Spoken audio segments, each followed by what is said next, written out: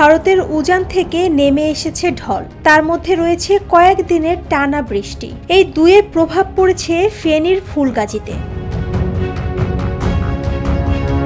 বাঁধ ভেঙে গেছে মোহরী ও সিলুমিয়া দুই নদীর।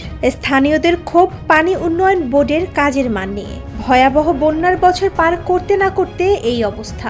এদিকে পানি উন্নয়ন বোর্ড বলছে এই নদীর গড় প্রশস্ততা থাকা দরকার 100 মিটার, কিন্তু তা কোথাও কোথাও 20 মিটার। এখন যদি নদীর প্রশস্ততা 100 মিটার করা না যায় তাহলে স্থায়ী সমাধান করা যাবে না। গতকাল বৃহস্পতিবার রাতে ফুলগাজী উপজেলার মোহরী নদীর বেড়িবাঁধ এবং গোসাইপুর এলাকা অংশে সিলোনিয়া নদীর বাঁধ ভেঙে পার্শ্ববর্তী লোকালয়ে পানি ঢুকে পড়ে। এর প্রভাব পড়েছে আশেপাশের গ্রামগুলোতে। প্লাবিত হয়েছে লোকালয়, তলিয়ে গেছে মাছের ঘের, ফসলি জমি।